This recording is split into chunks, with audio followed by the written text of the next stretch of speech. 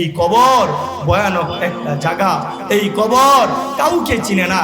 এই কবরে রাসূলের ভালোবাসা না থাকলে কিভাবে থাকবে?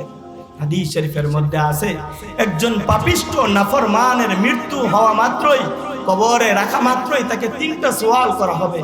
এই 3টা সওয়ালের জবাব যখন সে দিতে পারবে না, ঘোষণা চলে আসবে, আফরিসুহু মিনান নার, ওই পাপিষ্ঠ নাফরমানের জন্য জাহান্নামের বিছানা বিছায়া দাও।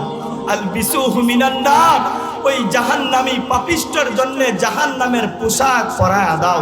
ওয়াফতাহ বাবান ইলান নার, ওই পাপিষ্ঠ নালায়েকের জন্য জাহান্নামের একটা দরজা খুলে দাও। সে জাহান্নামের যে শাস্তি কবরে শুয়ে শুয়ে যেন সে বুঝে।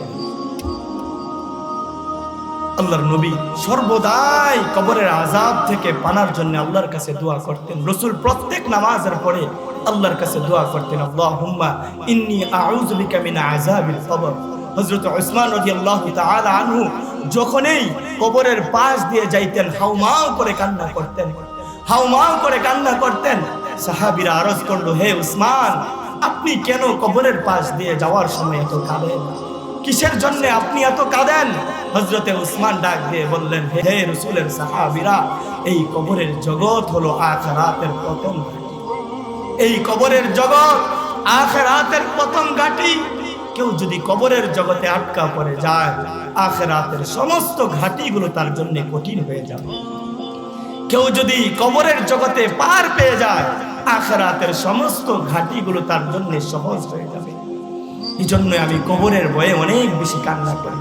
তো মুহতারাম হাজিরিন, যেই কথা আমার বলা উদ্দেশ্য, মৃত্যু একদিন হবে। মৃত্যুর যেই যন্ত্রণা, আহা, এটা তো আরো ভয়ানক। সময় তো সংক্ষেপ, না হয় আপনাদেরকে শুনাইতাম। মৃত্যু তো আরো ভয়ানক। মৃত্যু কেমন? হযরতে ইব্রাহিম নবী মালাকুল মউত আজরাইলকে ডাক দিয়ে বললেন, হে ভাই আজরাইল, মৃত্যু, একজন বদকারের মৃত্যু যখন হয়, তুমি তার সামনে যেই আকৃতি ধারণ করে যাও, ভাই আজরাইল, আমি একটু দেখতে চাই যে বদকারের সামনে তুমি কেমন ভাবে যাও। হযরতে ইব্রাহিম নবীর সামনে যখনই আজরাইল আলাইহিস সালাতু ওয়াস সালাম বদকারের রূহ কবজ করে যেই সুরতে যখনই গেলেন, সঙ্গে সঙ্গে এক চিৎকার দিয়ে হযরতে ইব্রাহিম নবী মাটির মধ্যে পড়ে গেলেন। হযরতে ইব্রাহিম নবী মাটির মধ্যে পড়ে গেলেন, এক চিৎকার দিয়ে মাটির মধ্যে পড়ে তিনি বেহুশ হয়ে গেলেন। বেহুশ হয়ে গেলেন। হুশ ফিরার পরে হযরতে ইব্রাহিম নবী বলেন, আল্লাহর কসম, আল্লাহর কসম, একজন পাপিষ্ঠ গুনাহগার নাফরমানের জন্য জাহান্নামের শাস্তির দরকার নাই।